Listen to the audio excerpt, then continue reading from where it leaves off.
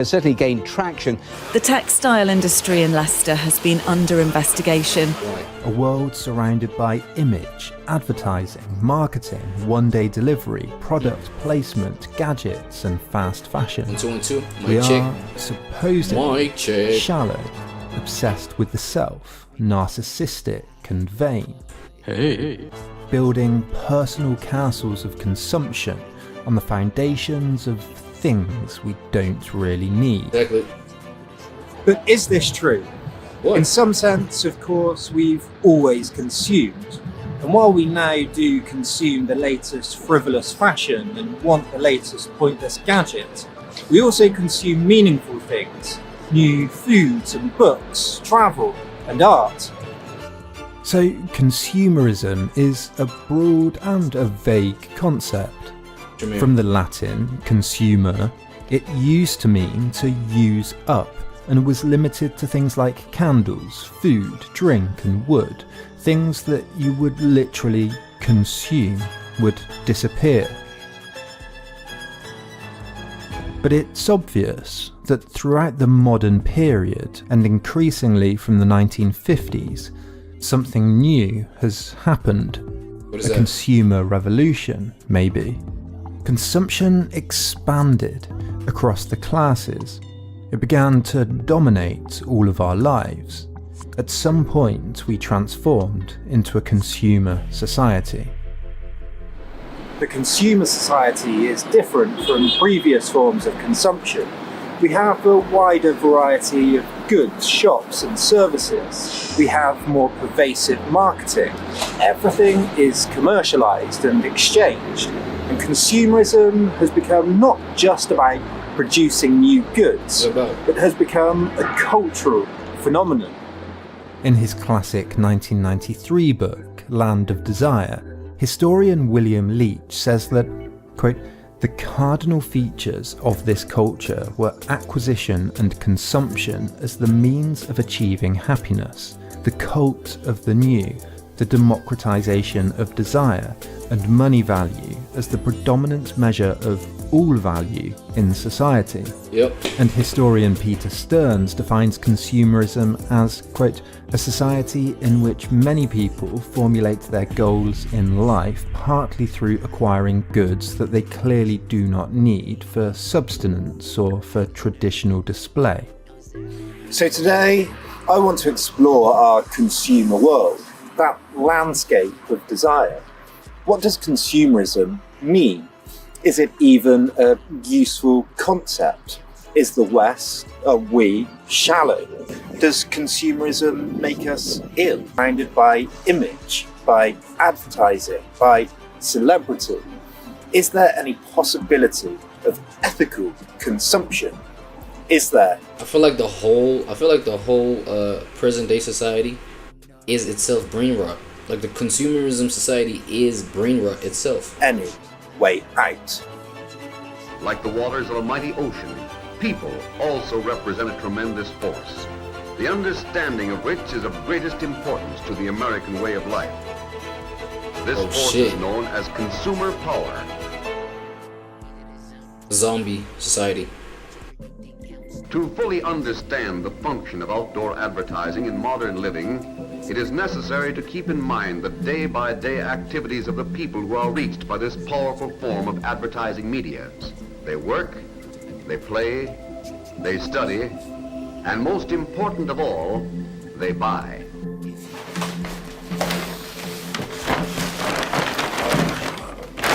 First,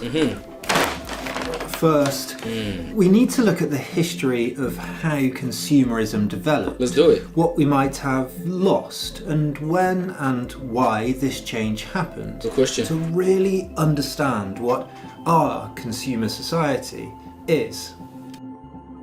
The zombie society.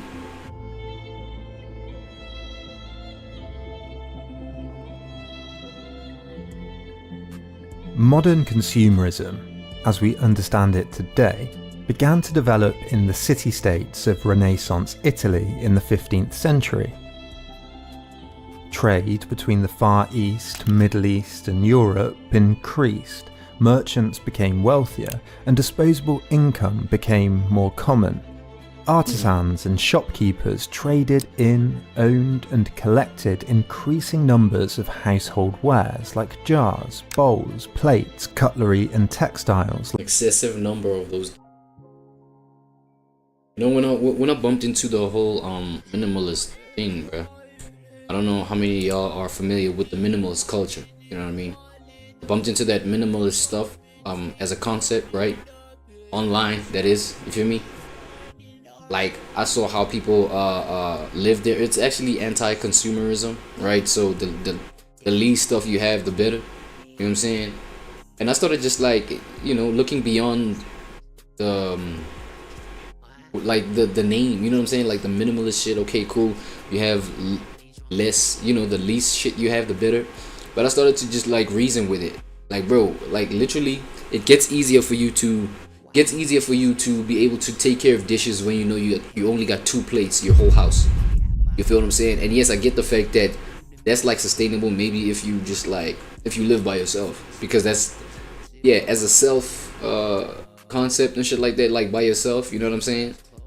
Having two plates and just like 1 fork, 1 spoon, like, you know what I'm saying? And shit, bro, like 3 t-shirts, bro, that you just like rotate every, like, it's gonna force you to just like wash your shit, you know what I'm saying? Like take care of your shit. So it's gonna force you to have like at least some good habits, you know what I'm saying? Some clean habits, because you're not gonna, I mean, come on, bro. After like 2 weeks, after a week, well, depending on how you sweat, how much you sweat, and you know, if you're fat, like smelly individual, shit like that, like you're gonna have to get to washing your t-shirts, you know, every couple days, like every like 2 days or some shit, because like you ain't got no more clean shit to just like rotate. You feel me? That was the beauty, like in minimalism that I caught. You feel me? So yeah. Like clothes or curtains, carvings and tapestries and art became more elaborate and more widespread. But the new economics of consumption, the newfound wealth of merchants exploring the globe, developed alongside an already existing moral economy in Italy that questioned consumerism's benefits and sought to moderate its excesses. Yep.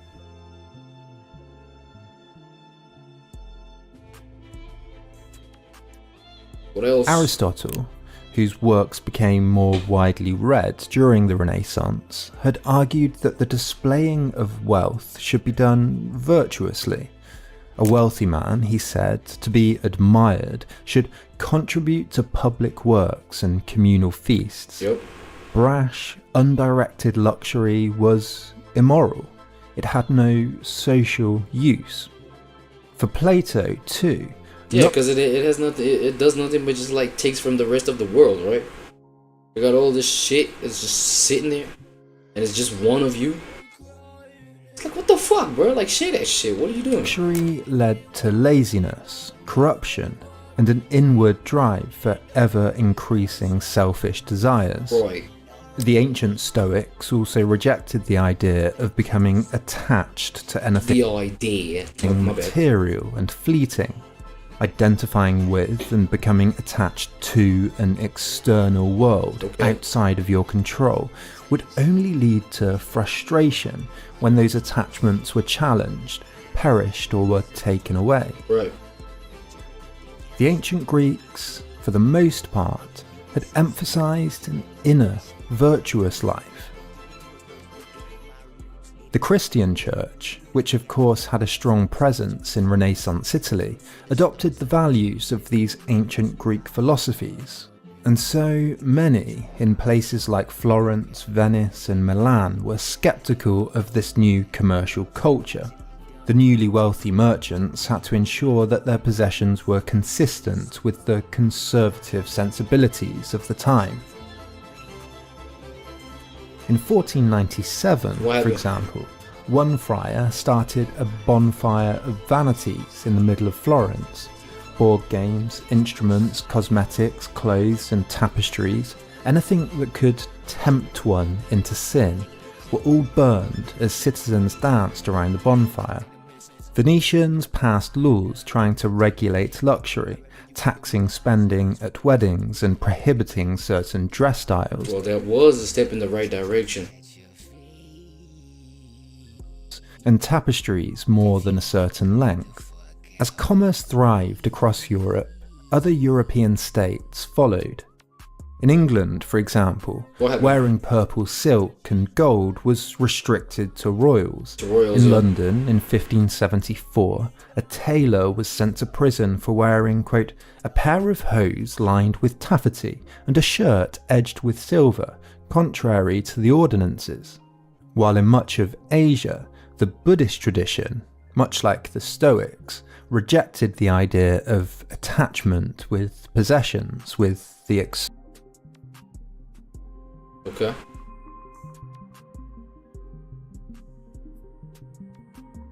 What else, brother? It was only in the 18th century that these attitudes began to change. As global trade increased, people began collecting new and unique candlesticks, exotic linens and textiles, spices, tankards, bird cages, porcelain, stockings, pipes and soaps. A taste for new foods and drinks, made cheaper and more abundant by the Atlantic slave trade, increased, and consumers became addicted to coffee, tea, chocolate, and especially sugar. Cotton from plants instead of animals, again made cheaper with slave labour, became more affordable, took dyes better, and suddenly clothes became more colourful, more varied, more abundant. All of this coincided with the development of modern marketing, advertising and salesmanship as merchants sought new ways to promote new goods. English pottery maker Josiah Wedgwood, central to the Industrial Revolution, invented the modern salesman in the 18th century.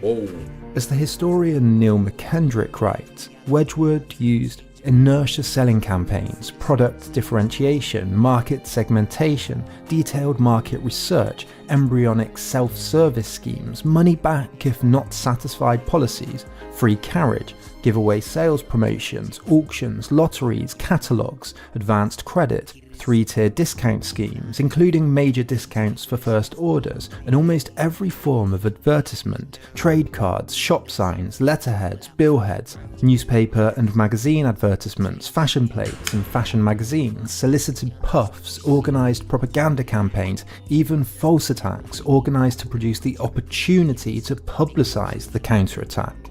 Throughout the 19th century, consumerism continued entering the home. In Britain, a new trend, wallpaper, led to sales going through the roof. Art and photography, miniature replicas of statues and ornaments all became cheaper to reproduce and manufacture, and so became more popular.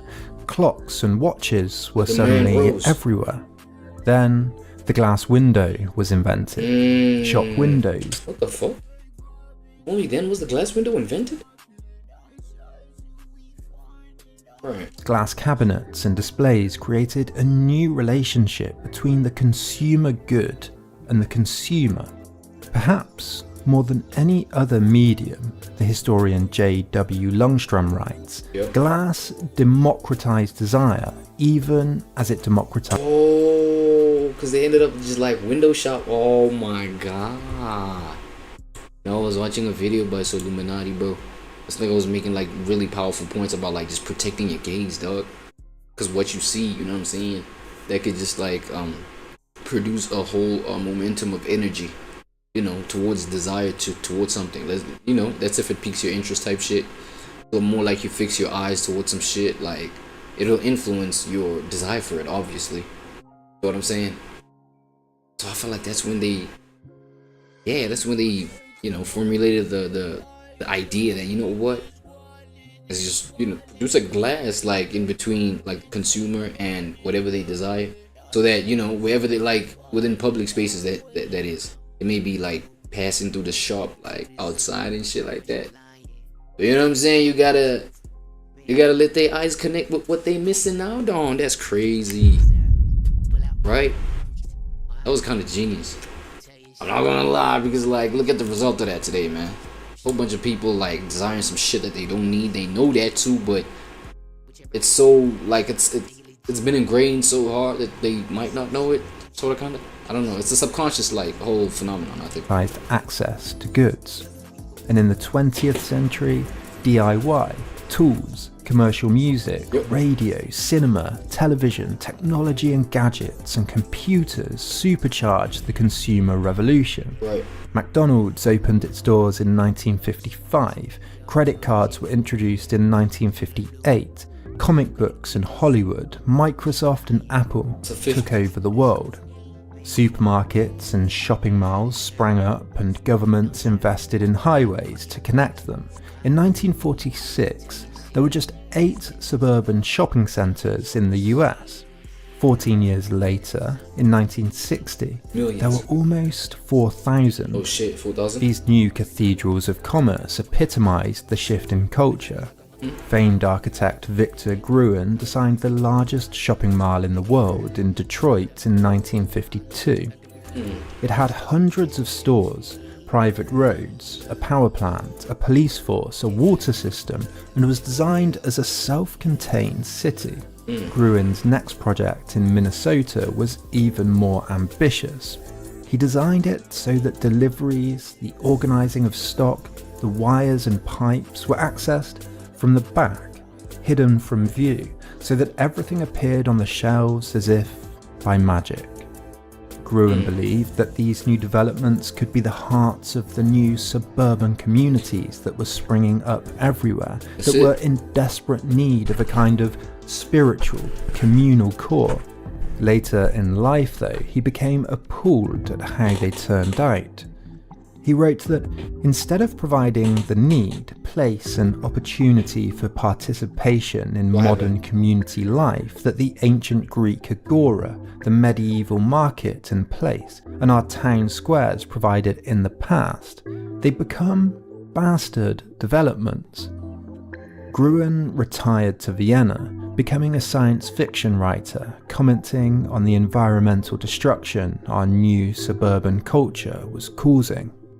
So while consumerism developed over centuries, the post-war consumer revolution, the one we're all a product of and living in really right now, was a fundamental break from the past.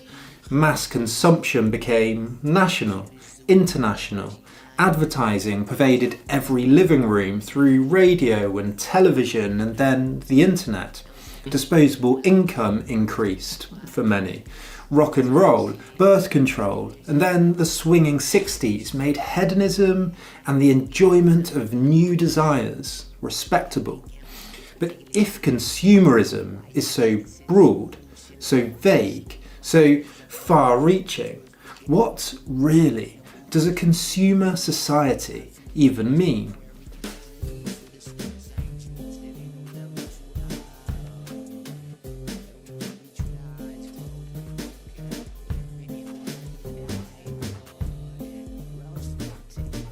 Okay, so we've looked at some history. What about the culture, the psychology, the sociology, the philosophy of consumerism? There's clearly not one single consumerism though. We consume everything from food to music to essential oils to new package experiences. Is it all just hedonistic? Well, no, clearly not. We consume books and audiobooks and online lectures. We consume healthy foods we don't necessarily enjoy sometimes. We use gadgets like sports watches that we don't necessarily get simple pleasure or enjoyment from. But consumerism is even more complicated than this. It's not just stuff, it's a cultural activity, a subject, a certain attitude towards the world. We have to remember that going shopping and being a consumer is a historical cultural activity that has values, norms, outlooks. It's done in different ways depending on the person, the place, the historical period. It's not just the act of purchasing and consumption, it's the perspectives, the specific activities that go with it, the marketing and the wider relationships and interactions too. Consumer groups and cooperatives and political parties and pressure groups and lobbies all developed throughout the 19th century. Consumers organised. There are book genres and discourses about shopping conscientiously. Consumer groups lobby the states for rights and consumer protections.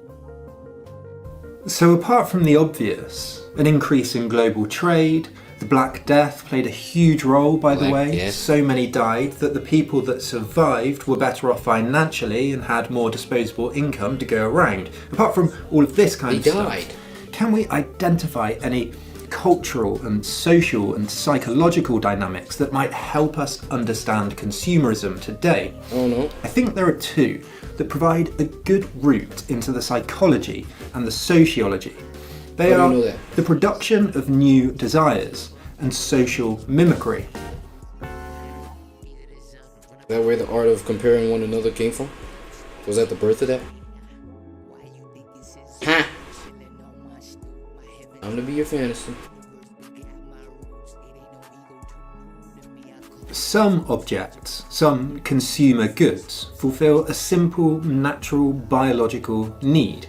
We eat to satiate ourselves. We buy a bed to sleep on, a home to protect us from the elements. Right. But we're not just a needs species. What are we, buddy? We go beyond our simple needs. Seriously? We create new desires, new ways of being in the world. We seem to have a desire for the new. But really understanding what that means, what it could mean, has only developed over the past few hundred years. Nice.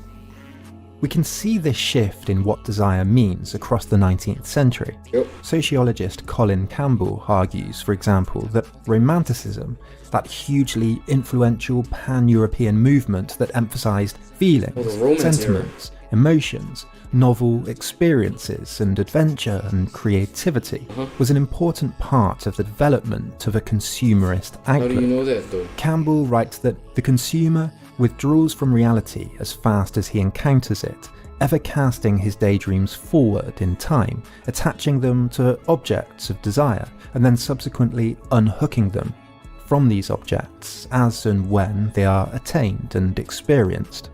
As modernity developed and we were unshackled from the circularity of traditional life, of the same routines every day, every month, every year, we began to want to collect something new. Experiences.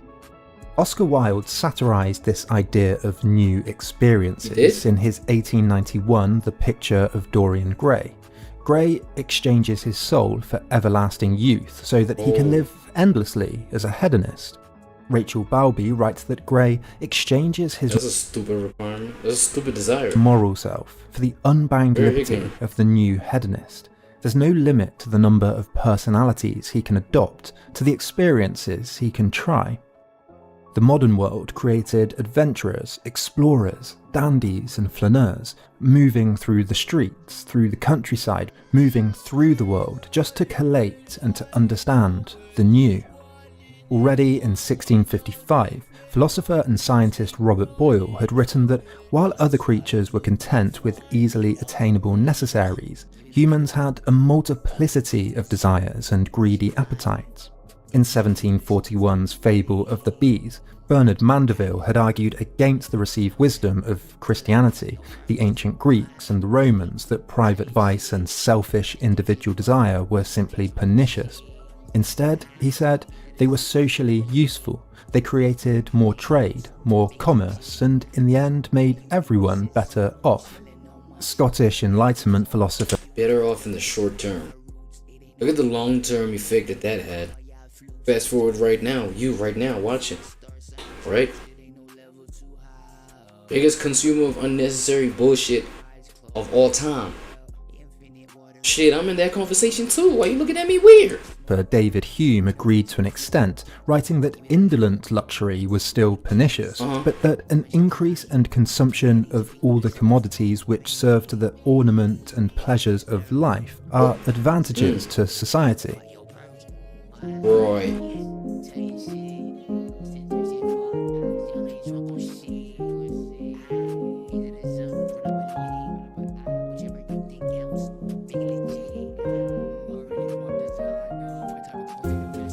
When Wilde was writing in the 19th century, Paris was becoming an international hotspot for new department stores, placing a universe of exotic goods on display. In his book The Lady's Paradise, author Emile Zola wrote about the allure of the new stores. He called them altars, a miracle, a machine, and that mad desires were driving all the women crazy. Other Parisian... There we go. There we go. That's when they grabbed the woman by the balls. Well, figuratively, right? They're like, yo, let's target this one right here. And this other one, you know what I'm saying, will follow suit. Because, you know, this other one be chasing this one's tail. So if we know we got this one's mind, that other one is going to follow suit. You know what I'm saying? And critics talked about a new type of person, the flaneur, the everyday person strolling aimlessly around the Parisian arcades, just taking it all in, experiencing as much as possible. And at the beginning of the 20th century, as Henry Ford popularised a new method of standardised mass production, capitalists and then advertising executives on Madison Avenue wondered how new desires could be maintained, created from thin air. The father of public relations and Freud's nephew, Edward Bernays, wrote that mass production is profitable only if its rhythm can be maintained. Business cannot afford to wait until the public asks for its product. It must maintain constant touch through advertising and propaganda to ensure itself the continuous demand which alone will make its costly plans profitable. Do you think human beings can find their way back to this kind of living? Well, to the living that was pre this, when people just like cared about their necessities, and once they got that, like, we good, right? We survive and we nice. We don't need all this extra shit. You think it's possible for human beings to go back there, or it's unnecessary anymore, considering the momentum that's been built for living like this? Profitable. Freud himself became central to the new advertising industry. Ad men drew on his theories of sexual desire, oral gratification, and the pleasure principle to sell new brands, new products. Right. The psychologist and marketer Ernest Dichter famously recommended to his colleagues, don't sell shoes, sell lovely feet. The shift was... This guy was probably fetishly into feet, maybe. The consumerism and marketing that it's only right that I conclude, like, that's the only thing that makes sense. It was about new fantasies, new lives, becoming a new and different person. It wasn't about the present, it was about the future. The bank Lehman Brothers Paul Mazur wrote that we must shift America from a needs to a desires culture. People must be trained to desire, to want new things even before the old had been entirely consumed. We must shape a new mentality in America. Man's desires must overshadow his needs. Some of these new desires, new dreams, new visions were practical. The washing machine freeing up some of the housewife's time, the automobile, the typewriter, but others were criticised as luxuries, sports cars and endless new fashions. Retail analyst Victor Labau wrote in 1955, our enormously productive economy demands that we make consumption our way of life, that we convert the buying and use of goods into rituals, that we seek our spiritual satisfaction, our ego satisfaction in consumption. We need things consumed, burned up, replaced and discarded at an ever-accelerating rate. That's good. The landscape of desire was where production, consumption, marketing, advertising, and the individual met. As the philosopher Jean Baudrillard, who we'll come back to shortly, points out in his classic Consumer Society, heroes of production, colonizers, explorers, founders, industrialists, soon gave way to heroes of consumption, celebrities, gilded princes, and sports stars, notable figures that wore the latest designs and drove the flashiest cars. The rise of the copycat, man. Let's do it. For the rest of the continent, it was only right. It was only natural that it was going to get here.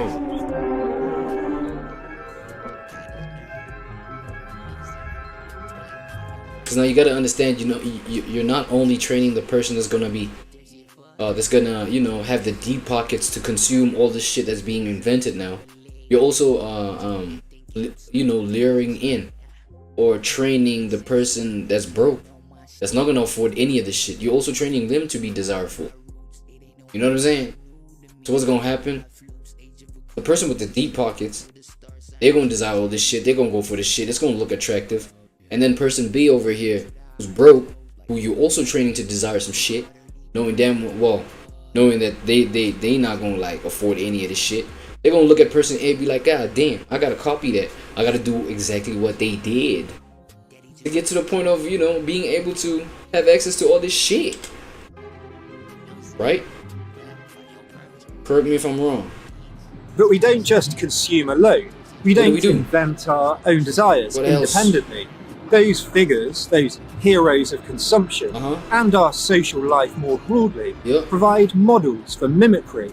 We're an inherently social species. Seriously. In the old royal courts of Europe, adopting conspicuous styles stood one out from your competitors. Now, celebrities and models and the like set trends, but we all like to be ahead of the pack. Head of the curve, man. In 1899, the sociologist Thorstein Veblen coined the term conspicuous consumption Conspicuous to describe consumption. the upper class phenomenon of buying, displaying and wearing luxury goods to distinguish themselves Nice. from their peers. In Beautiful. 1950, the economist Harvey Liebenstein adapted the idea of conspicuous consumption. He noted how not only did the wealthy adopt new styles What else they to do? set themselves apart, but that the middle classes then copied them to try and display social status themselves. He called it the bandwagon effect. The bandwagon effect. The Veblen effect, as it's come to be known, means that the acquiring of consumer goods Oh, is not shit. just about use, utility, beauty, boredom or innovation, but about status. The value of the good is not just determined by its usefulness, What's it but by determined the by? social value of displaying it. But this idea of status is not even simply a surface phenomenon. Being in the know is about having the right knowledge, the right know-how, knowing the direction of the wind and trends. It's all necessary for being accepted in the correct circles, whether that's about class or about being a fashion designer Beautiful. or a tech entrepreneur. Even science has fashionable trends to consume.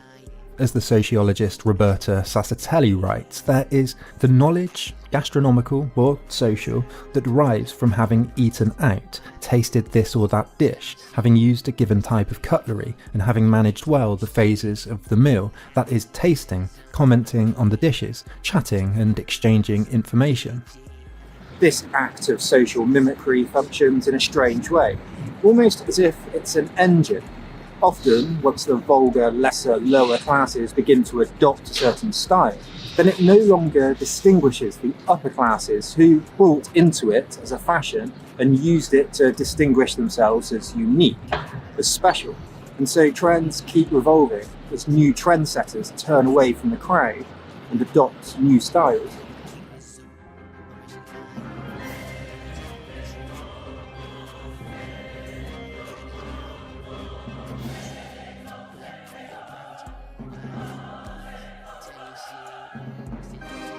The sociologist George Simmel wrote that as soon as the lower classes begin to copy their style, thereby crossing the line of the demarcation the upper classes have drawn and destroying the uniformity of their coherence, the upper classes turn away from this style and adopt a new one, which in turn differentiated them from the masses, What's that? and thus the game goes merrily on.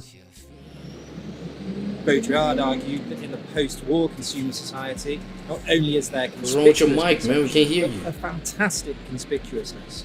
We're everywhere surrounded by styles and images to imitate, new gadgets to employ, and the turnover rate for these new fashions is inexorable. Okay, so consumerism is maybe about creating new desires Yep. and social mimicry. But you might be wondering, what's bad about this? What is bad? Where's the problem? I buy new camera equipment, new lights, new microphones and books. Yep. I have a bike over here that would be impossible to manufacture in the way that it is just 20 years ago. Right. All of these things are desires that have been created. And, well, I watch reviews and things, especially on the internet, and I see what photographers use, etc. So that's the social mimicry. But the point I'm getting at, I guess, is that I find all of this stuff useful. I find the task I use them for, making YouTube videos, meaningful, and I hope you do too. So again, where's the problem? Where's the problem? Shopping for the problem. Let's do it. Ow, my back, fuck.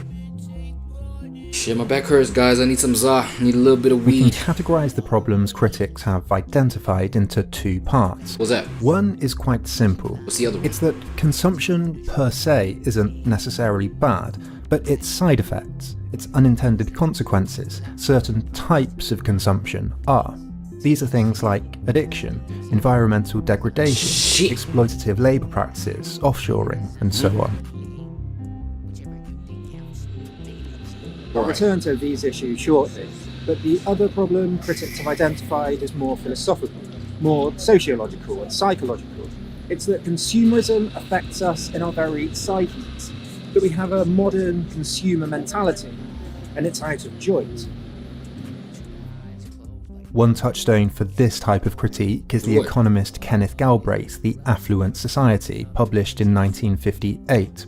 Galbraith argued that now the very basic needs of most Americans had been met, supposedly, new demands had to be created artificially. Really? Growth required consumption. And so it was the job of capitalists to be endlessly creating new desires to keep people running circuitously around the hamster wheel. He argued that our post-war society was one addicted to consumption at the expense of social and political problems. Seriously? In a consumer society, dominated by industry, growth is the central goal. There is, he says, an inherently unstable process of consumer debt creation as people borrowed more and more on credit cards. A focus as well on the influential phrase private opulence and public squalor, as more people became hedonistic and neglected their communities, civic societies and environments. He described people driving their mauve and cerise air-conditioned, power-steered and power-braked automobile through badly paved streets to have picnics of exquisitely packaged food from a portable icebox by a polluted stream. Because we become so focused on consumption, other values become marginalised. How?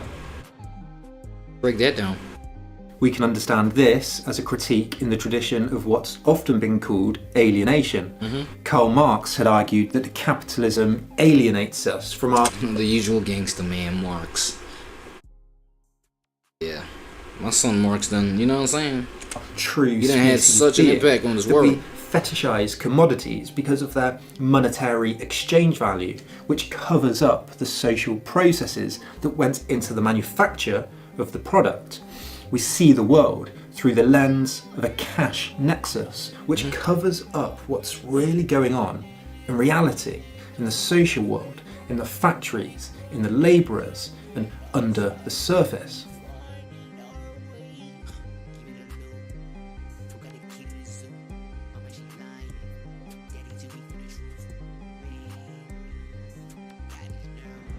Arguments about and definitions of alienation. Alright, y'all. If y'all want to, you know what I'm saying? Like the full version of this video is here by Then and Now.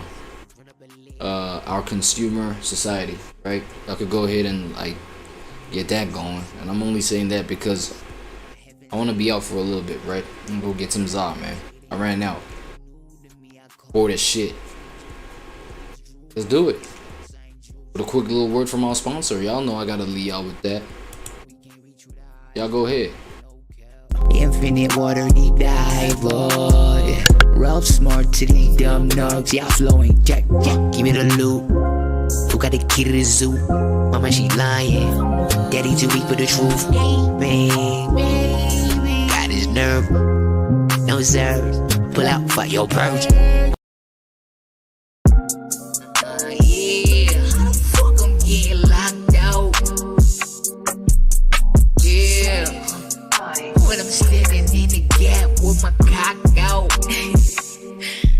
Yeah. Waking up every morning about shit. Now I'm finna lose my energy till I clock out.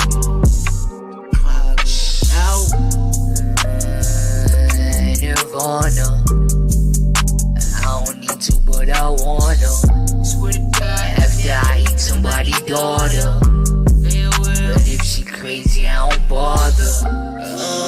Unless I got her on a cold night. Trade this knowledge for your soul tied down. Though you fucking with a cold guy, but this ain't all about the pole pipe down. Damn, how the fuck I'm being locked out? When I'm standing in the gap with my clock out. Waking up every morning about she. Now I'm finna lose my energy till I clock out. Clock it out. That's where I've been this substance free. Only down since 3. It's raising the energy. Put out. I grab it, it's substance free.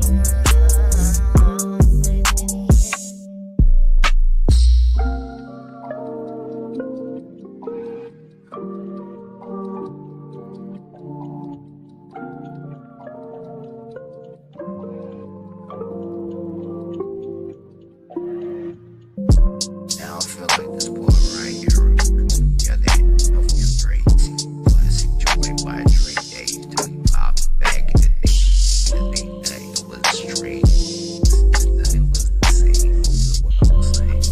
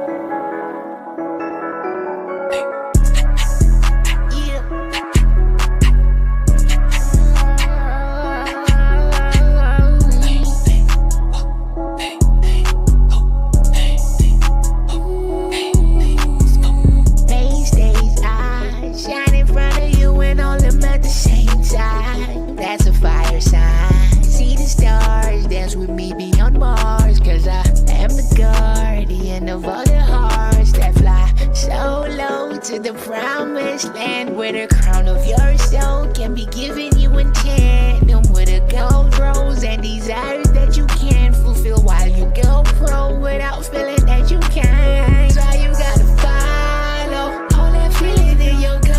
'Cause I know that's what you want. Yeah, it's all I need. That's all I need. That's all I need to follow me toward my dreams.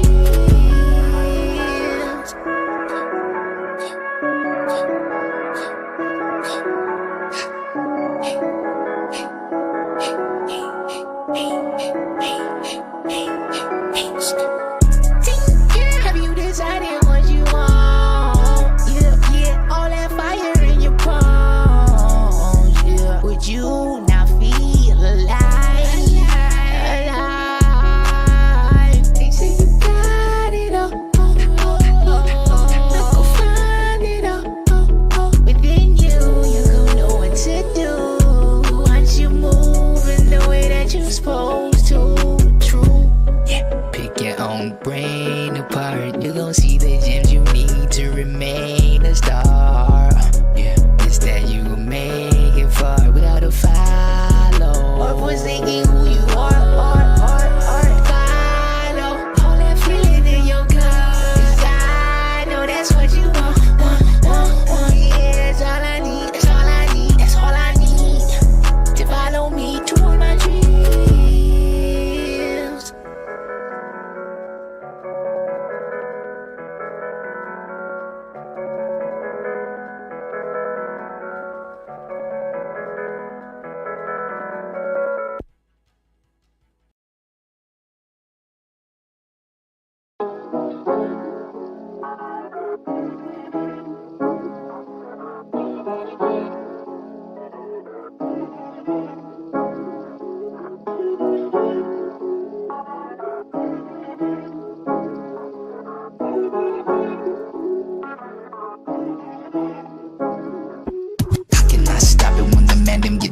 dogs out. They had to get the steppin' when the big stepper get the raw dogging in your doghouse. Raw dog it out, raw dog it. Fuck a huffin' puffin', bitch, get barking with your thoughts out. Yeah, they riding, fighting, wildin', they down in my dogs, and they out. Woof. Now I don't know these niggas skin deep. They might got niggas 6 feet on the ground. The type that pack that real heat. Roll the outs, then we smoking on them pound for pound. It's no ceiling, we getting high, no coming back to this evening. OG's on my side, fuck with me wrong, anti-healing. One of them got your feeding, bitch, they got your feeding. Your man say love like mom, we don't. Stats say tight like moms, we know. Shorty cheeks ain't fine Like moms, we know. and let them out, let these sides take it in. Man's ain't live like mine, you know. Track can't jump like mine, you know. You wanna set it off outside and we go. I cannot stop it when the man them get the dogs out. They had to get the steppin' when the big stepper got the raw dogging in your doghouse. Raw dog it out, raw dog it. Fuck a huffin' puffin', bitch, get barking with your thoughts out. Yeah, they fighting, they wildin', they down and they riding. My dog, my dog, my dog. Go far, go. Oh, that's a fire with the lovey love. That's the neck. Go far, it's a fire with the lovey love. Let's not ricochet, ricochet, let's not ricochet.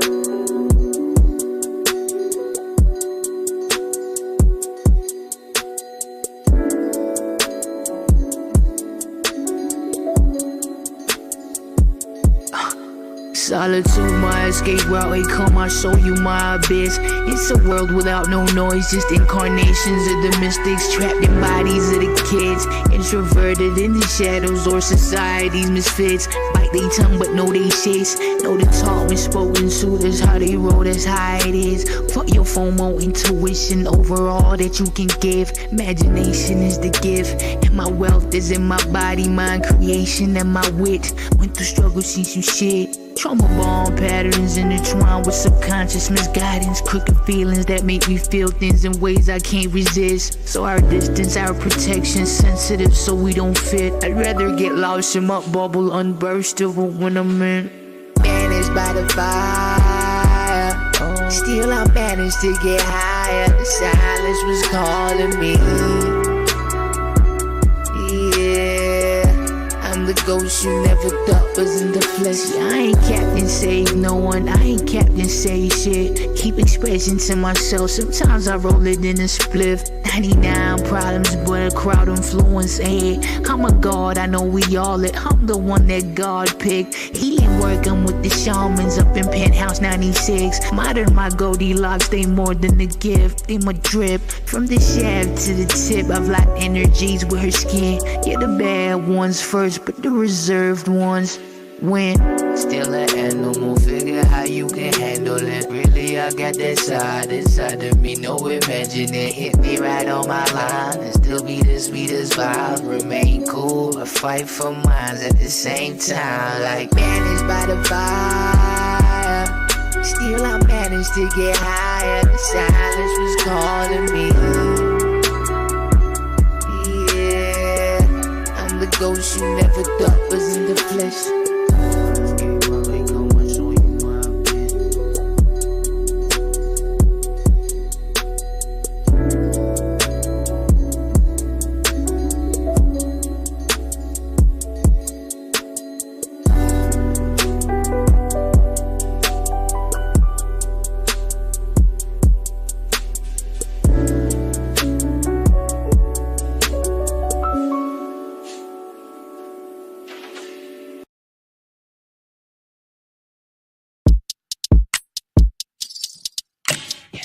now ho shit, now ho shit, now ho shit, now ho shit.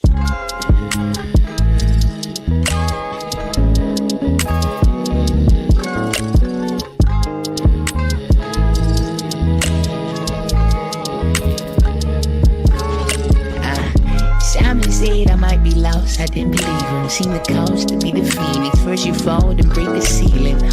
That's when I bled in my mind like a fiend. That one get high beyond the evening. Scared of life, so I'm a demon. But I promise you, I ain't lied about it.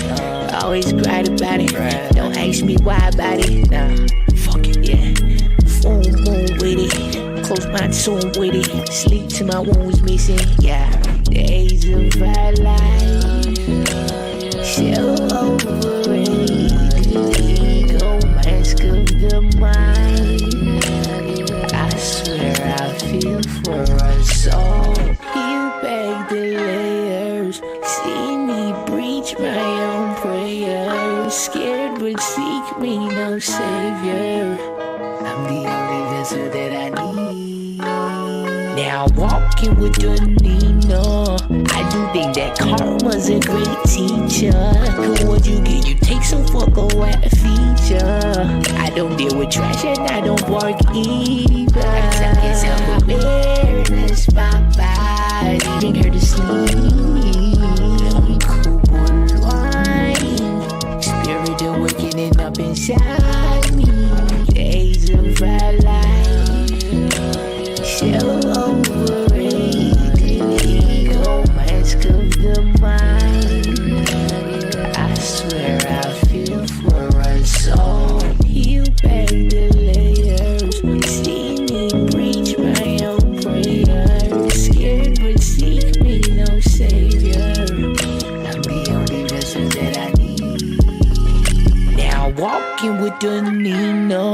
I do think that karma's a great teacher. Cause what you get, you take some fuck away a feature. I don't deal with trash and I don't bark either. I tell yourself awareness, my body, mind and my gazi.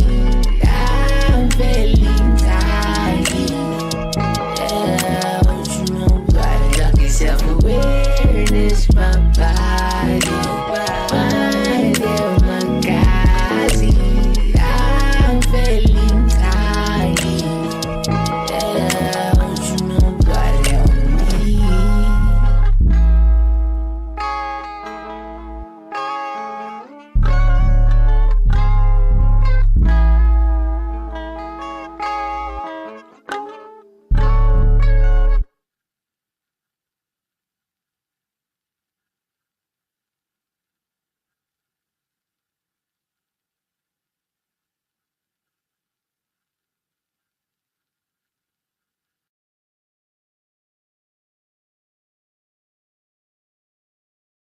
Lonely boy.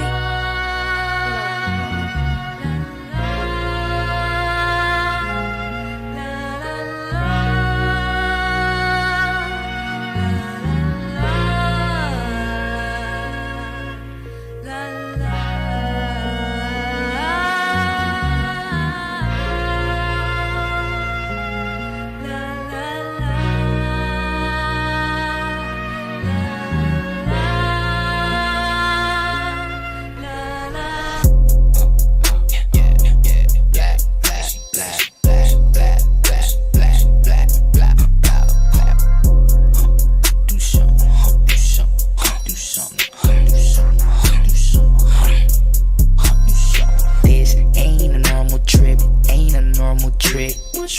Sober in this bitch, I'm over all y'all shits. Call it quit. Chose to be the slit, I chose to be the slit. Oh shit, I ain't rolling shit with all y'all on my dick. Get off my shit. Get high, get high, yeah, get high, yeah, get high, get high, get high, yeah, get high, get high, get high, yeah, get high, get high. You think you see what you see, but you see you peep through a veil. You think ain't holy, but it's see-through. Fuck, oh, I'm keeping it G2. I heard y'all simping, they know catfish eating seafood. Fuck losing hope, gotta lead you to the promised land. Shit, I wasn't top, gotta teach you. Practical, do just what he do. Lyrical shrooms, he takes it at spots he ain't been to. Shit ain't sweet, nobody special. Only mortal men and ain't nobody I resemble. You ageless, I still take your treble. She give you shivers, but I make sure you niggas tremble. For pussy footing in my temple. Pop a nigga cap off, call that nigga capo. Pose you with a touch of ghetto. Wax on, wax off, that Miyagi level. Fuck it, only kick it with my cousin. Cut our losses till we dubbing. Stay up to something, still mediocre, I love it. Gives me more chance to stay fucking up on the game. Best believe that it's no bluffing. Like years ahead, I stay buzzing. T like the Buddha, we chopping. Capture the keys and make sure all these youngins lock in. Yeah, cause the thing is not even about the drug itself, bro. It's not even about the product itself, but what it does to alter the state of your consciousness. So to me, it's like, yo, fuck that shroom if I already do that to your mind. Lonely boy. It's over. Lonely boy. 9-6.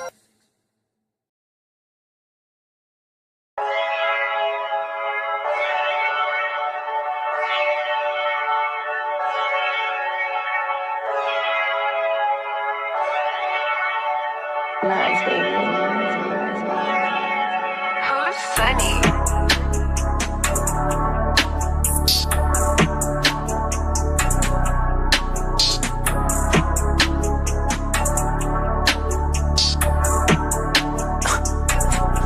Reporting live from Scummy. It's me and Sunny. Internet babies, yeah. Fuck it up crazy, yeah. Looking kinda bummy, but smelling like money. Days came up shady, so I'm smoking on hazy. Live from Scummy. It's me and Sunny. Internet babies, yeah. Fuck it up crazy, yeah. Looking kinda bummy, but smelling like money. I came up crazy, yeah. But none of it fazed me, yeah. I don't want a couple shots. Let me take like triple shots. I've been rolling in sobriety and now I got my Glock. Pretty dangerous in the spot. Heard you famous, heard you hot. What's that shit around your neck? You sure it's real? I think it's not. Got the gang around the block. They sell trips and they got pie. Pushing P like pussy, P like paying peso for that nookie. Gangatron all on your back. Got my smarty on your ass. Fit the bill to order, make you squeal. We do the deed and dash. I think I'm enlightened. Nasty how they think I'm perverse. I leave you divided. My darkness make me the brightest. Still that morning star. Eat me, I'll give you the itis. Live from Scummy. It's me and Sunny. Internet babies, yeah. Fuck it up crazy, yeah. Looking kinda bummy, but smelling like money. Days came up shady, so I'm smoking on hazy, yeah. But live from Scummy. It's me and my buddy. Internet baby, yeah, we fuck it up crazy. Looking kinda hungry, but smelling like honey. Came up crazy, but none of it fazed me.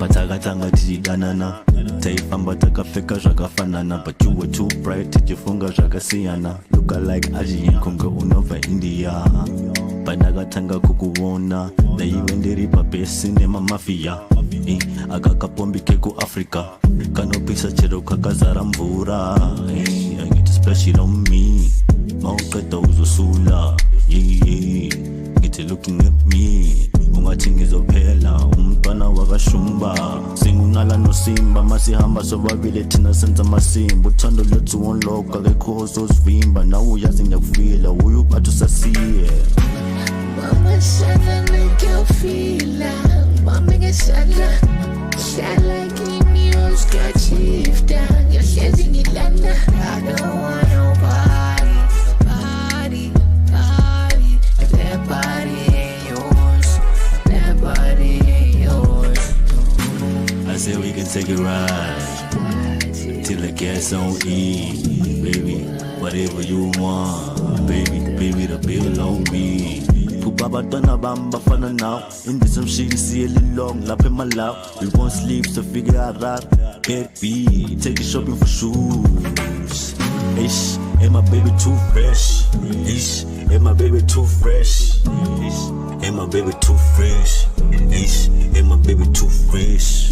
Why the team spend that team if they asking for the cash? You ain't gotta call. I'ma send it via text. And if there's a problem, work on it like I'm on shift. To Ben said, let's say by 2, so you know we can live. Mama said that make you feel like Mama got said that Shine like me on scratch if down. Your hands in the land. I don't want nobody. Body. If that body ain't yours, that body ain't yours.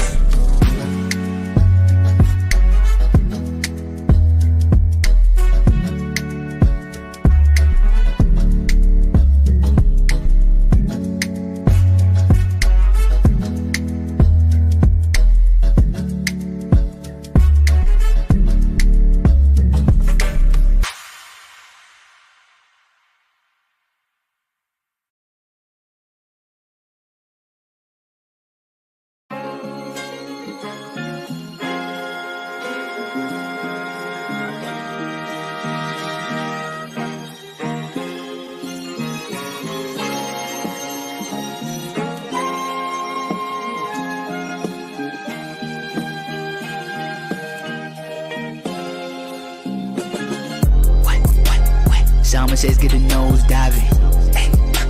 Karate chop cause my soul wildin'. Frequency froze cold vibing. All alone I know nobody. When all niggas jump cold turkey. All the lines you control blurry. All the thoughts in my dome murky. All the dots in your curvy. Now I got it's like 4:30. Snatch a bitch raw dog dirty. Break crazy hoe drove to 30. Gotta take the bitch dancing. What? Fuck advancing to brands. High level, high fashion. Downplay me as caskets. Downplay me black magic. 12th house baby, fuck a pick. Lunar mansions in my conscience. I stay ready to make a flick. Take that trip, better get those shamans to the gods. Get it off from my dick. Get him sick off poison from and send him off to the gods in the jip. Peanut butter sandwich in that spliff. Swear her box is always for delivery. She takes a tip. So it's water on my head. The anointing hit me. You lick tongue tied like I can't say my shit, but already up talk my shit. Y'all still ain't shit, but shit the flip and hit. Let's flip and pass. Shift the bit perspective. Hit the trip, but don't burn off the gas. Zip the zip my trips. I dip my kit off rip. Got room for cash. Kiss the ring and lick the kicks. I crack up when I kick your ass. So I don't play slave with this. I'm a great dame on this plane. Praise phrase. See I know they trail plays for this without maintain. Get fucked in the face with rage on this biplane chain. How for Mary Jane and Angel Piss. Make 'em wonder why life is a movie. Make 'em ask why I'm begging for choosy. Yeah, I'm finna get the whole dancing. Fuck advance, give me brands. High level, high fashion. Downplay me as caskets. Downplay me black badge.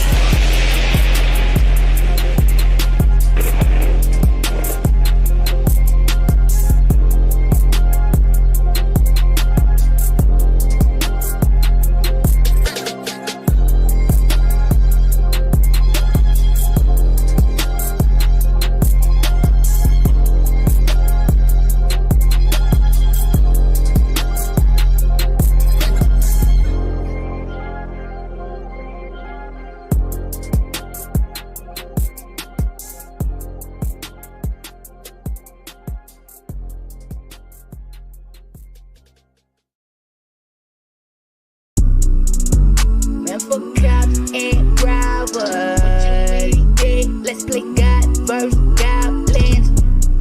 She ate the glizzy like a shawarma. Damn, how does she just defy science? Crispy, crispy, crispy.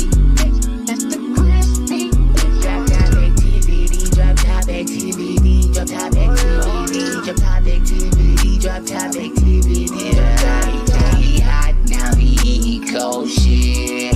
Was trying to be wise, he bust down the old bitch. His ego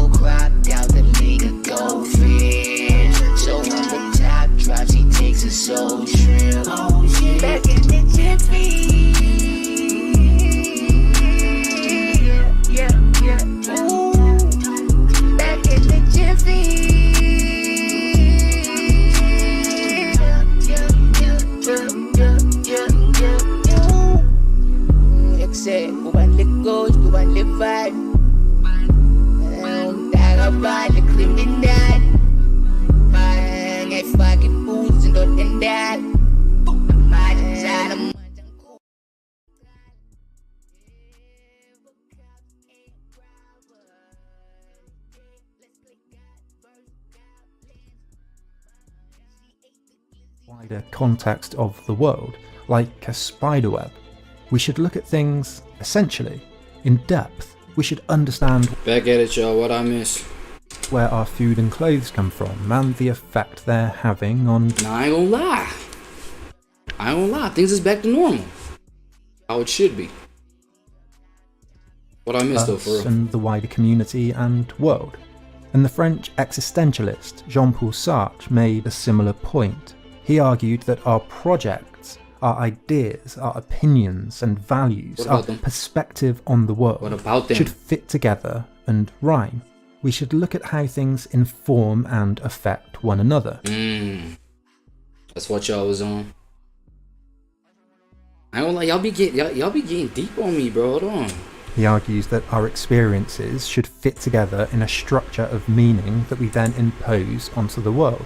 Meaning can be made deeper, more connected, more, well, meaningful. How? By uncovering and creating patterns between things so that the world rhymes, so that there's rhythm and coherence. So if I make YouTube videos, I become interested in cameras to film, but then I also become interested in photography. And what kind of sort of gives you purpose and connects every shallow, empty event of life? Because it fills in the gaps. Am I understanding you? And how and where my cameras are made, what other things I can do with them, the history and philosophy of filmmaking and photography. These are brief. Not to even mention that it develops more skills out of an individual. References to two philosophers I've introduced in depth on the channel before, but I think they get at something that shines a light on the depthlessness of consumer culture, and they help with a problem I think thinkers like Jameson and Baudrillard run into. After reading them, you get the impression that consumerism is one totalizing thing. Everything gets lumped in with it. Everything is just consumed negatively, and that all images and adverts and consumer goods are equally negative and equally alienating. This ignores that not all things are consumed shallowly. Some are experienced, approached, and consumed with some depth. Ah, cool. I buy new cameras and microphones, books, a drone, clothes, new food, seek new recipes. I'm not gonna lie. So I do what I do because, you know what I'm saying, that whole emptiness thing that I just like told y'all about, right? I feel like if I am part of a consistent voice, doesn't matter, you know what I'm saying, maybe online, maybe offline, find it pretty interesting when it's online. You know what I'm saying, I can express myself on there, have people that resonate with that kind of thing, for us to, you know what I'm saying, eventually get to new ideas on how we can just like move on, because life does get redundant. Life does get kind of sucky, boy, you know what I'm saying? Especially when we're talking about like getting older, having to get a job, having to consistently just like give your soul away every 24-hour cycle. You feel? Where it's like you give your soul to a whole other like just human being or whatever, you know what I'm saying, grinding your ass off while they, you know, obviously basically being employed, bro. Fuck. You understand? Being employed, doing that whole kind of dance every day, you know what I'm saying, like that kind of shit, bro. It's like that can get pretty soul draining. The world knows this. You feel what I'm saying? Now, you look at things like content creation, going live stream, whatever the fuck. You get people that can engage with your views. You know what I'm saying? Your crash out moments, your crash out yaps, your nonsense yaps, reasonable yaps. Just like you just like, you know what I'm saying? Blabbing about whatever it is. Maybe the predictions about the future. Maybe how the past, you know what I'm saying, as an unpopular expression that you may have, but you find you express it online, man. You know what I'm saying? It's pretty popular. It's pretty like common, let me put it that way. It's not only unique to you type shit, you feel? Whereas within your reality life offline, so to speak, it's like you may have felt like you were alone in your whole life, or where it's like, yo, you know what I'm saying? So like, yeah, I see how creating in between those dull moments creating those kind of platforms where you can connect like that, especially in the world where there is a lack of connection that we see going on as a trend. You know what I'm saying? Like lack of connection, this, that, and this. You know the narratives, man. Come on, man. Shit, was I yapping too much? Y'all let me know, bro. These go on holidays Not going too hard, precisely man. because they bring me Pause. the opposite of depthlessness. They create depth in my What else? life. Someone might have Depth, bought okay. this because they visited Westminster Abbey and they found it educational. They learnt a lot. They found it spiritual and want to be reminded of it and think about it at home in their kitchen. I'm just So kidding. to finish, let's have a quick look at how depth is created, but also what the limits of this way of thinking might be. Talk to me nice, brother. Sassatelli argues that often, rather than simply consuming brainlessly, consumers are active in the act of consumption. They're also often decodifying, reinterpreting and criticising the PR, the adverts, the marketing, the products they consume. We're not just Sensitizes zombies them. taken in by every advert. Speaks to the 5 cents. I don't know. No. The 5. The 5 are trying to experience it. God damn it. They only have to be appealing to 1 sense. Which is your sight, bro. Come on, bro. You know what I mean? Again, I said this. Protect your gaze. Shout out to Illuminati. I heard it from him. You know what I'm saying? It's like, yo, there are certain things where it's like, protect that, or at least, you know what I'm saying, regulate it. I mean, you can't like just be closed off to everything. Obviously, this is the world we live in. It's just a matter of like what you, you know, what you are allowed to get sensitized the most. You know what I'm saying? Advertising board we see.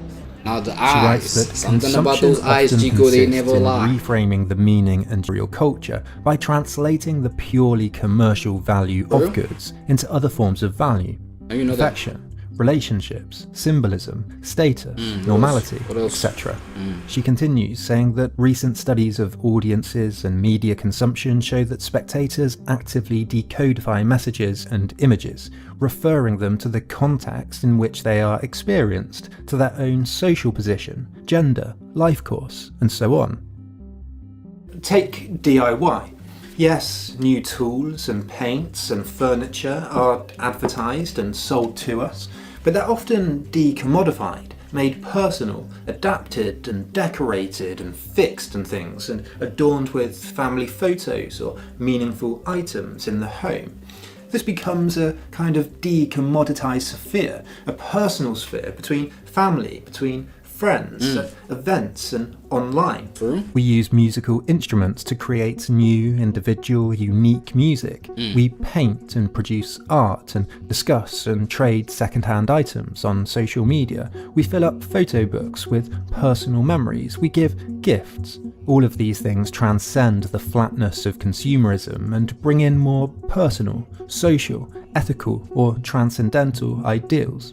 In 1970, Baudrillard pointed to the typewriter that can write in 13 different fonts and a diction machine to record notes as examples of pointless gadgets. To me though, these seem useful. I use different fonts to convey different ideas or emotional tone quickly and effectively. It's another layer to language, and others find recording to remember important things easier than jotting them down. Sassatelli also points to how the Walkman was criticised when it was first released for representing alienation, anomie, and atomization, despite listening to music on the go clearly being representative of many other things: escape, heightened experience, resistance, creativity, energy. She also writes about the positive experience of connoisseurship, of collectibles and hobbies.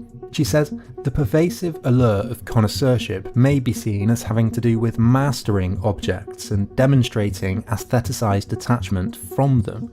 By talking about like the nostalgic individual, like yeah, people that do it for nostalgia. Up a complex repertoire of knowledge, the connoisseur finds a way to get close to commodities while distancing him or herself from their immediate hold. Others have pointed to cinema, television, and image more broadly being deeper than is often assumed.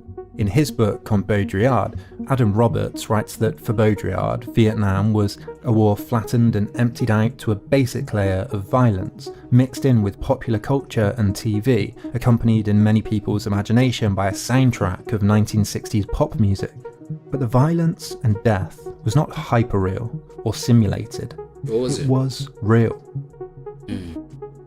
My point is, in amongst the problems we've identified with consumer society, which are deep and vast, and all of these thinkers provide a really useful and important framework for analysing them, everywhere we look at the same time, we can also find depth, meaning, usefulness, creativity, and connection too.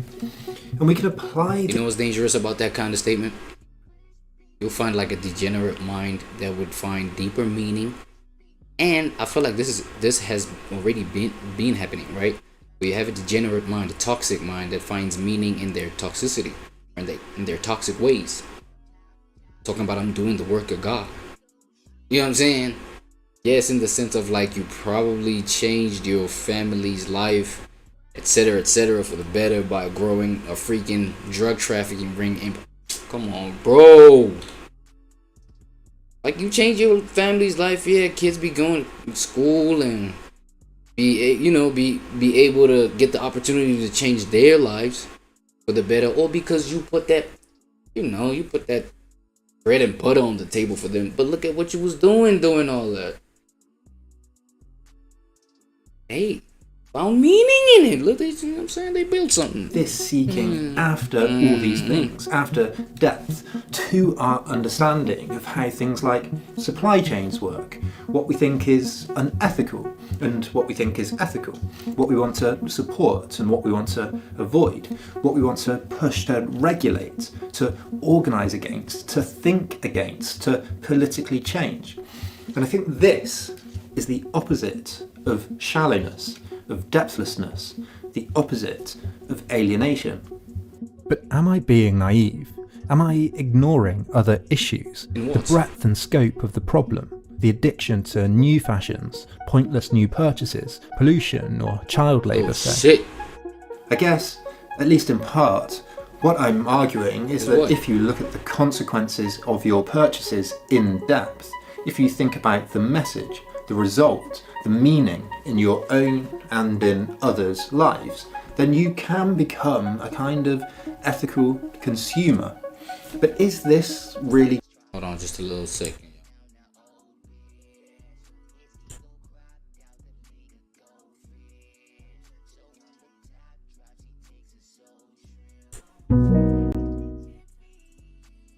Hi there, Sizwe. Yo, how do you think this new level of consumers' behavior? I'm right here with you, and I'll keep it super chill and straightforward. Wait, hold on. I'm saying, how do you think today's level of consumerist behavior can inspire minimalism? So, if you're asking how I think from my own AI point of view, well, I'm just here to help and chat. Basically, I process the info you shared, and I highlight bits like outlines to more goals to draw your attention. But if you're wondering about my own thought process, it's really just about being your easygoing, supportive AI buddy. No, co-pilot. Absolutely. So if you're curious about how today's consumerist trends can actually inspire minimalism, it's pretty cool. Basically, seeing so much stuff out there can give folks a nudge to say, hey, maybe less is more. It's like the more we see, the more we realize we don't need everything. And that can steer people toward a more minimalist lifestyle. Do you think people have to just get to a point where they sick of stuff before they can like, get pushed towards like a minimalist lifestyle? Well, sometimes not all the way minimalist, but like to a point where it doesn't affect today's level of consumerism like negatively. You know what I'm saying? Where it doesn't, inspire negative just energies from like what people are. Are becoming from that. You get it? Absolutely. I get what you're saying. It's like reaching a point where people want to tone it down and keep things simple. without letting all that consumerism vibe overwhelm them. Yeah, so do they have to like reach an extreme point where they're sick of things before they can let things go? Yeah, exactly. It's often that moment where people are just like, you know what? Enough of this stuff. They kind of hit that point of feeling a bit overloaded, and that nudges them to simplify things.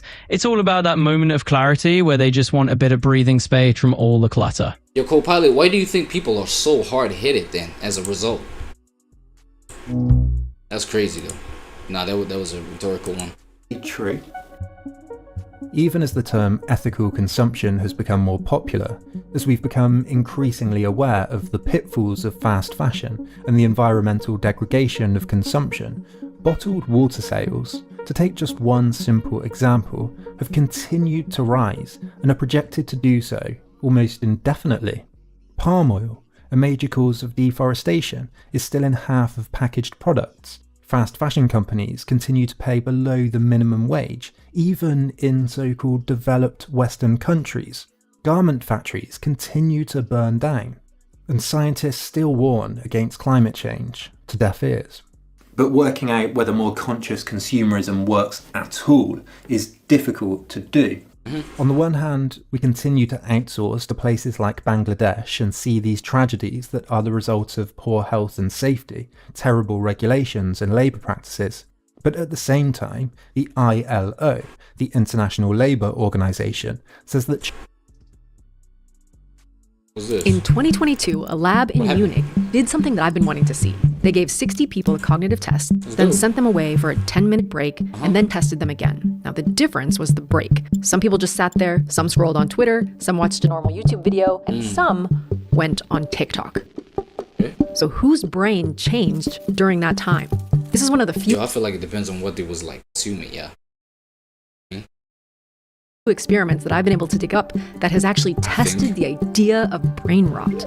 But the science is starting to catch up to the fact that short-form video feeds are everywhere, and almost all of the commentary says that they're making us dumber. I cannot physically bring myself to study. I'm addicted too. We're all addicted to this. Oh no. It's horrible for you. Oh, and we're giving kids just the attention span of a walnut. This is awkward because we make shorts, and it has introduced us to a bunch of new viewers. If brain rot is real, then we might be part of the problem. I do have a lot of skepticism whenever there's a claim that like some new thing is fundamentally changing the way that humans operate. Yeah, apparently Socrates thought that writing was going to ruin our minds. And, you know, people worried about novels being addictive and the telegraph and all of that. Like on Howtown, we don't just take the conventional wisdom. We're not running on vibes over here. We're trying to see if there's anything behind the vibes. So I went hunting for evidence. We've heard about shrinking attention spans since the start of the smartphone era, but how can we measure those?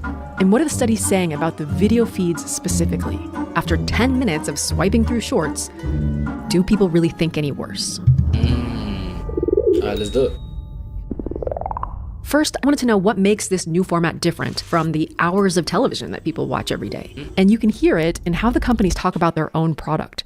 See, last year, a bunch of private conversations between TikTok employees came to light after 14 US states investigated and sued the company. This is multiple lawsuits coming from individual states' attorney general, and the action alleges that TikTok exploits and harms young users. The state attorneys had agreed to black out the confidential materials. And I found the breadth of these redactions odd. That's a local reporter named Sylvia Goodman. She discovered that the redactions in the Kentucky complaint had not been done correctly. I copy and pasted it all out into a fresh document, and I could read all of those redactions. I'll be honest, my jaw was on the floor reading some of this. The document showed TikTok employees openly grappling with the potential harm of the bold glamour filter. Bold glamour filter. This is without the filter. They admitted that those screen time reminders were a good talking point, but not altogether effective.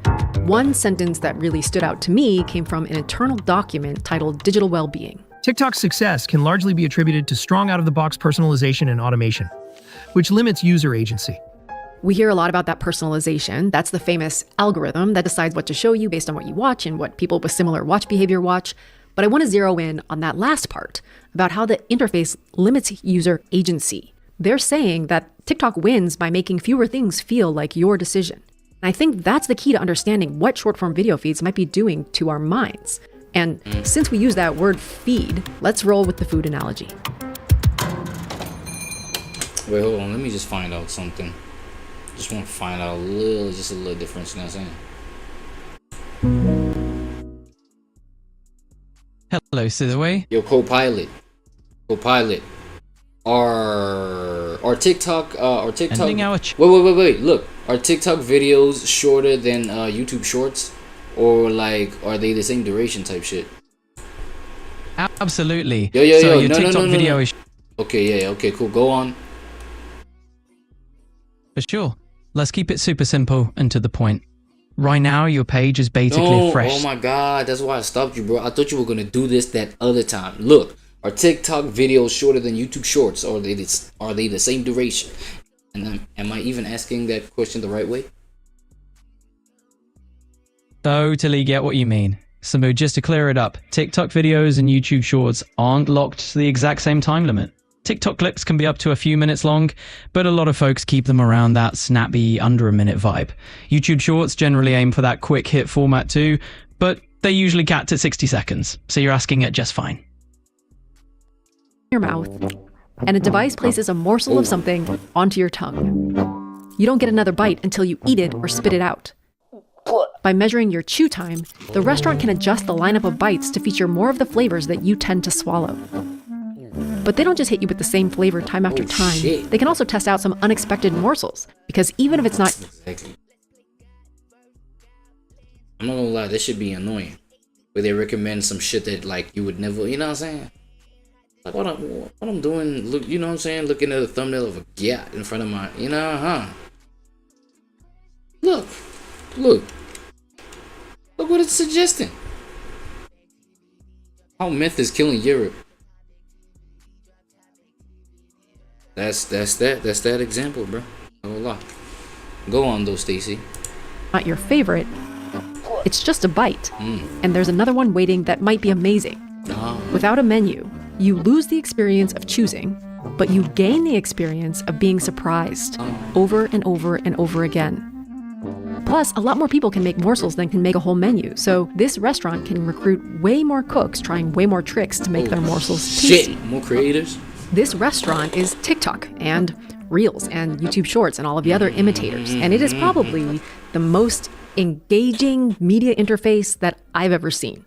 Just in terms of sheer entertainment by watch time. There's a catch though. This sequential feeding system wouldn't work if the dishes were big or complicated. It only works with morsels. If you take away the user's agency, you arrive at you know what I'm saying? But like the long form shit is like, okay, I guess for this video we talking brain rot, which is more associated with like shorter form content, since it's like fast food. Yes.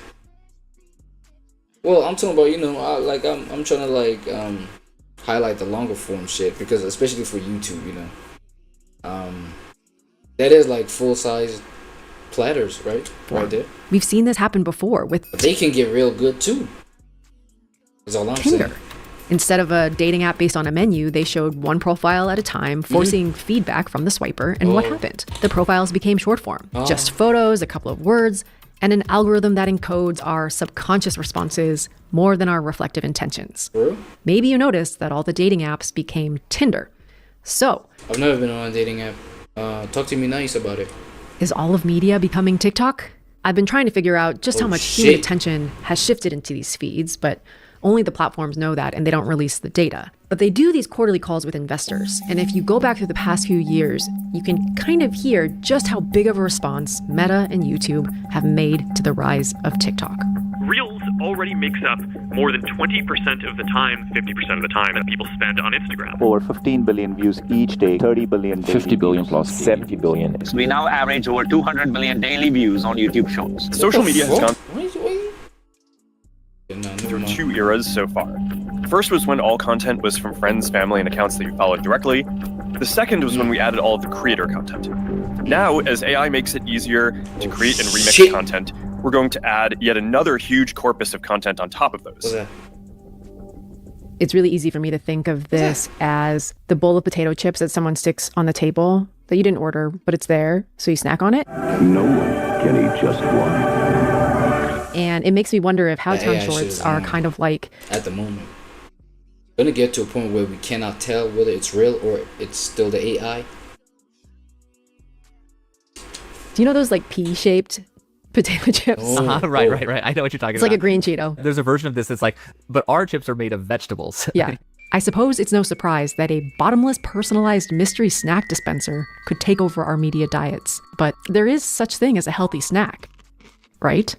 So I'm going to tell you about all the research that I've read about this, and then maybe we can decide how we feel about it. Yeah, great. Yeah, it's interesting. As you've been researching all this, I have been feeling especially scatterbrained. I'm like distracted by the news. I've been moving between 2 different continents. So it's a happy coincidence that the sponsor for this week's episode is Headspace, the mental health platform. Did you try it? Yeah. They sent me a free subscription, and I've been taking their Finding Focus course, which is basically 10-minute sessions of guided meditation. Okay. And it's been really nice, honestly, to have that break in my day. A couple days ago, I actually just did one while I was waiting for the bus.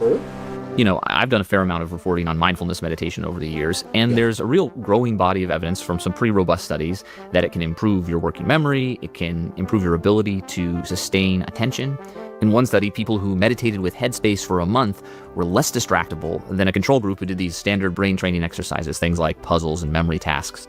So if you, dear viewer, want to help your brain to focus, you want to learn to meditate, maybe you just want to have these calm moments built into your day, you can start Headspace for free by following the link in our description box or scanning this QR code that's on screen. Usually it's just a 2-week trial, but with this link, you get a full 60 days completely free. Beautiful. Before we get to TikTok, there's a bigger question to answer. What's the question? Have our attention spans really shrunk? According to a 2015 post by Time magazine, yes. They're now shorter than a goldfish. Whoa. But this is one of those myths that won't die. Here's a fun fact. Some researchers have concluded that our attention span is now shorter than a goldfish.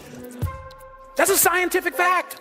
The claim came from a report published by Microsoft, which had this graphic showing our attention span declining from 12 seconds to 8 seconds. But they were citing something called statistic brain, which in turn cited these sources. And when journalists tried to track down those sources, they didn't exist. The numbers were entirely made up for both the humans and the goldfish.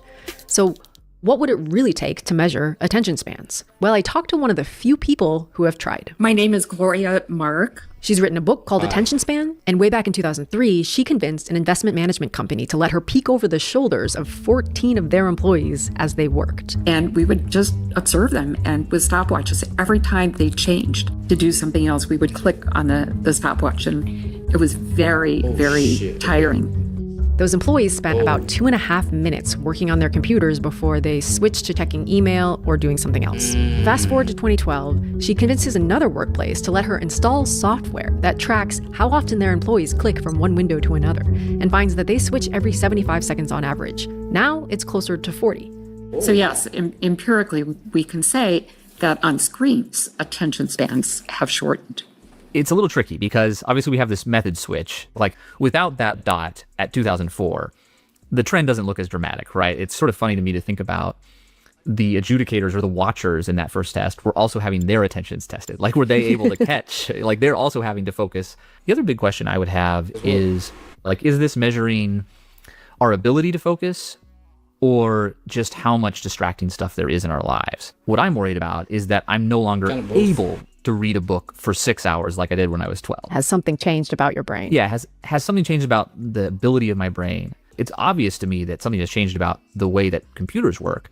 Like, yeah, I've just got notifications. There's literal sounds that are telling me you should be distracted by this other thing right now. And so I'm still curious about, like, if there's actual damage being done to our mental systems, I guess. The advantage of Gloria Mark's approach is that it captures real life. It's not just bringing people into a laboratory, having them sit for an hour in front of a computer, but we actually observed what people did over the day in the course of their actual work. The limitation is that it can't distinguish between these 3 different influences on our ability to focus. There's our attentional capacity, that's what we generally think of when we say attention span. Then there's our motivation, how much we need or care about focusing on this task. And there's competition, how much is our environment distracting us? Now, in a lab, they can get closer to controlling for motivation and competition, but the tasks that they give people don't look anything like real life. Let me show you. This is a classic attention test. They tell you to memorize this image, and then you go through these rows, crossing out the items that match the one that you memorized. You get 20 seconds per row. There's 14 rows. They look at how many errors you make, how fast you work, whether you get worse over time. And on this test, performance in adults has actually been increasing.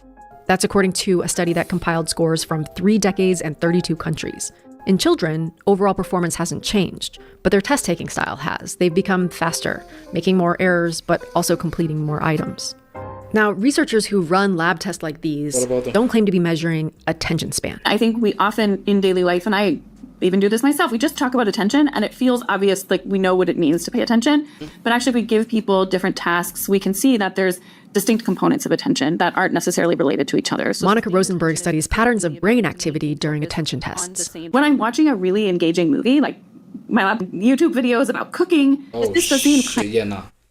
The YouTube shit is like, that's the more distracting thing, because you even got the column on the side of recommended videos, bro. Like that kind of you know, viewing type consumption sort of experience. It's like, it makes it really hard for you to even sit through a video. Or like, you know what I'm saying? It means that I get like the, you know, the TikTok thing on the phone, on mobile, right? It fills up the whole screen. You kind of don't know what to like what you're gonna catch on your next swipe or scroll or whatever. But I'm talking about the desktop and yeah, even maybe mobile. When you checking out I'm not talking YouTube Shorts, like a YouTube video, regular YouTube video. Yeah, I feel like, you know, how these platforms are designed right now, they really are designed to shorten that attention span. Kind of attention. Whereas, you know what I'm saying, like catching maybe a movie at the theater, or yeah, at the movies. You know, it's just that, dog. It's just that movie. Like, it's all you have. You don't have an option of, like, you know, going and seeing the next thing off of just curiosity or some shit. Like, you gonna finish this. You're gonna sleep through it. Whatever. Or is there something fundamentally different about being engaged in a narrative that I'm motivated to follow versus forcing myself to do this boring task? And it, you know, it turns out there's some similarities, but there's also some differences. And so I think how well I do on one task with pictures is not indicative of how well I pay attention all the time in all contexts. It's certainly related, but it's not a perfect measure. Okay. So let's set aside the concept of attention spans. It's a really fuzzy term. It's hard to measure. The sharper question to ask is, if you binge short-form video, what exactly gets worse? Is it your memory, your reasoning? That's what the next few studies are trying to pin down. If you ask, do people who... Yo, you know what helps me at least, you know, stick to a sense of focus, or being able to focus? I feel like, shout out to my 9 to 5, man. I'm not gonna lie, like, the whole 12-hour experience, every shift that I do go there, it's like at that point you don't have a choice but to fucking do what you're here to do. Like, beyond that, like, you know what I'm saying? There's no time to go like, yo, you know, go out for a snack every now, you know what I'm saying, whenever you feel like it, or I don't know, whatever, right? But you gotta be there like the whole allocated time frame, time duration. So from, you know what I'm saying, it's like, of course I don't like it. You know what I'm saying? Because more often, actually most times, I'd rather be elsewhere. But, you know, being chained to that experience via the fact that, you know, that's my survival mechanism, right? You feel me? Every hour, you know, there's a rate to it. There's a rand amount value to it. So, you know what I'm saying? That changed me to the experience, whether I like it or not. But come on, man, you know. Shout out to you for pointing out that there's some good, goddammit, that happens from, you know, at least that. Because it's hitting me right now. Who say they're addicted to short form video. I feel like if it wasn't for this kind of experience, right? In my life, I'm like an old head saying, in my life. No, right? If it wasn't for that, like, yeah, I don't know. I think my attention span would be like, I guess, quarter of that goldfish attention span. Also have trouble focusing. So far, the answer to that seems to be yes. A recent review of 14 studies found that increased SFV use, that's short form video, was associated with poorer cognition, including attention and inhibitory control. But whenever you see that term was associated with, that's scientist code for we're not saying this causes the problem. Right. It's sort of our social media and teen health all over again, where it's are depressed teens becoming depressed because they are on social media, or are they seeking it out? Yeah, I think this is the question with basically all of the harmful effects that people are attributing to these new technologies is almost all the research can't distinguish correlation from causation. But there are a few experimental studies that I wanted to highlight. There are at least 2 different cognitive tests where people perform worse after scrolling a shorts feed. One is a kind of trick question quiz, and the other is about whether you can remember to do something that you plan to do. So first, there's a measure based on these 3 questions. A bat and a ball cost $1.10 in total. The bat costs $1 more than the ball. How much does the ball cost? Oh my God, no. This is supposed to capture analytical thinking. To get these questions right, you have to switch out of autopilot. Like your gut is screaming, $1 more than the ball. How much does the ball cost? Shit, okay. A bat and a ball cost $1.10 in total. Give me some time to clock that, right? The bat cost $1.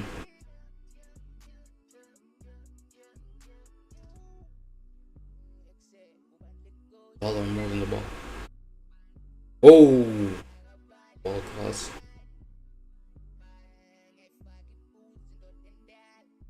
Oh shit. Yeah, that's a good question. Cost.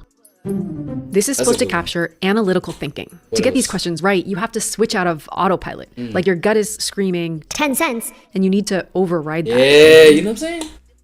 I knew that would be like the catch in that trick question, so I didn't say the ball would be 10 cents, but like my mind literally, it did latch onto that. It did latch onto the fact that, okay, now the bat is the $1, and then, you know, the ball is 10 cents, but then, you know, the bat is $1 more than the ball, so that would be, you know what I'm saying, $1 more than 10 cents. 72 college students at Peking University in Beijing took this test after either spending 30 minutes scrolling TikTok, or the Chinese version of TikTok, or 30 minutes reading. And the TikTok group did worse. The researchers wanted to know, does what you watch matter? So they ran a second study, but this time, people watched either a cute animals playlist or a science experiments playlist. They also changed how people watch. Some could swipe through the videos like a normal feed. Others had to sit and watch the same clips stitched together into one long video. And here's what they found. It didn't matter whether you watched animals or science, but the swiping groups consistently did worse on the cognitive reflection test. Damn. They got 0.38 fewer questions right out of the 3 questions total. That's 12% of the scale after 30 minutes from just swiping alone. Okay, interesting. So if you're subjected to essentially just a montage of videos that you don't have control over, you are not degrading your analytical thinking as much as if you're swiping through and getting to just skip whenever you are bored. It's sort of interesting because you think of that decision is interacting with the interface, right? Yep. That decision is cognitively more intense than just sitting back and letting something happen to you, right? Yeah, unless boredom is cognitively